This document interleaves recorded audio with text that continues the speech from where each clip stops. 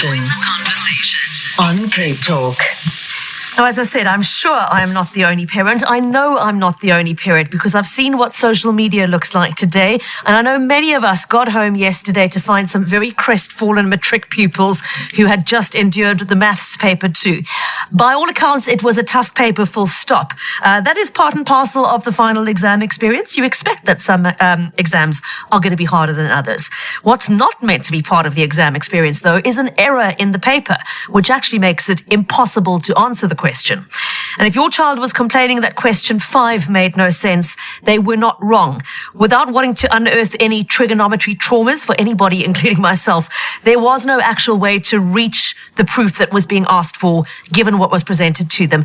We have now had that confirmed by several different maths tutors saying there was no way to answer that question. The question itself had a mistake in it. And where does that leave everyone? If you saw social media yesterday and this morning, you'll see parents reporting how it threw children, how it messed up their timing for the exam, how it really has turned what was meant to be their strongest mark into a big concern and the worries that go with that around their future. Some of these are issues that everybody has to deal with as part of exam technique, but the question of an actual error in the paper and what happens with those marks is really what I have on my mind right now. Joining me on the line is Elijah Mahlangu, who is spokesperson for the Department of Basic Education. Elijah, appreciate your making time to speak to us. Welcome to the show. Yeah, Pippa, thank you so much for inviting us. I really appreciate it. Sure. I'm sure by now you must have received multiple complaints, Elijah, from maths teachers and schools. Can you confirm, firstly, there is an acknowledgement that there was an error in the paper?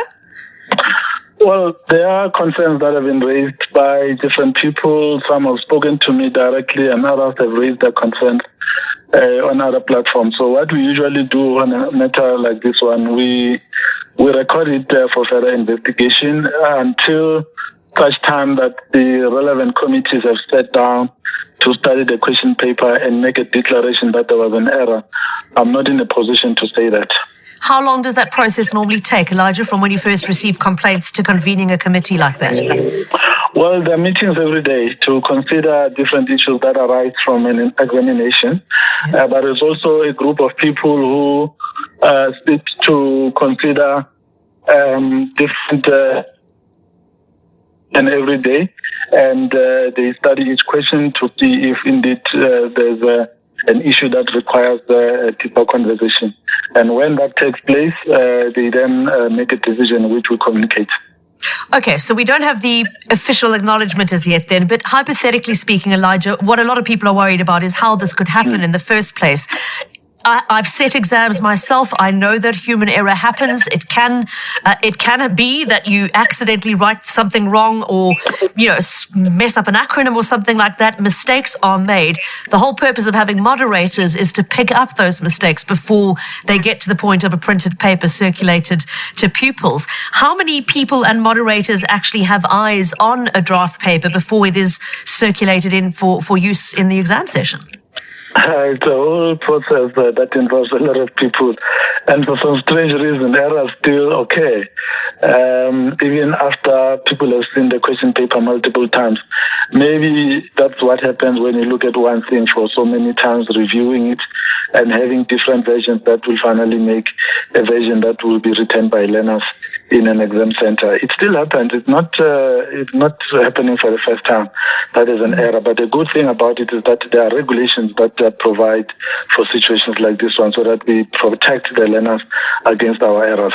So can you tell us more about those regulations and what they say? What would likely happen if this were proven to be an error in the paper? Are those marks awarded in full to pupils? Are they simply set aside? How do you deal with it? Yeah, we look at the question itself, the extent of the error, and then once that has been declared, we could remove that question altogether. So if, for example, the paper was out of 100 and the marks were worth 10 marks, the question was worth 10 marks, we are able to remove the 10 marks and then we mark the paper out of 90, which means everyone writing that paper would have been writing a paper that was worth 90 marks. That way, everyone is covered in exactly the same way, so there's no compromise to the learners in terms of the marks that they get. Elijah, I've seen some parents saying it wasn't just about those particular marks for question 5, but the impact on the learner writing the paper, the amount of time that was wasted, battling and battling to solve a problem that actually couldn't be solved. You can make the argument that, sorry for you, that's poor exam technique. You should know by now that if you stumped on a question, you move on to the next one and come back later. That's a quite hard line to take. Is any concession made for that sort of knock-on impact beyond the marks we're talking about, the impact on the rest of the paper that the pupils still had to write and their sort of mental state, having grappled with an error so early on?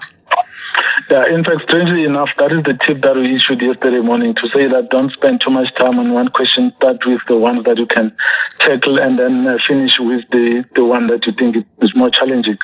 Because some things like that do happen in examination. So we gave that tip to our learners to start with what they can easily handle.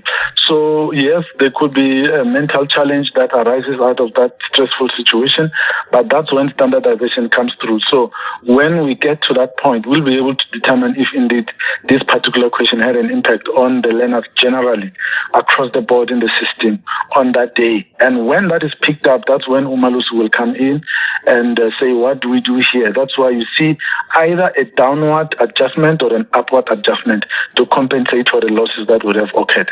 Final question before we let you go, Elijah. Some parents saying a total rewrite of the paper is needed. Is that being considered? No, that's too extreme. You cannot rewrite the entire paper because of one question. There are other provisions in the regulations that can take care of that. One is the one I mentioned about marking out of a certain number if the question can be scrapped. And then, of course, the moderation. Standardization will take care of that. So there are ways of covering for that. It's very expensive to rewrite any paper. That's why even now, before I spoke to you, we issued a statement saying that we are worried about the community protest that took place yesterday. 6 centers in Mpumalanga couldn't write, 1,127 learners could not write. So having to decide on a date for that rewrite, it will run into millions just to rewrite that one paper. It's not even the entire subject. So we shouldn't be too hasty to talk about rewriting.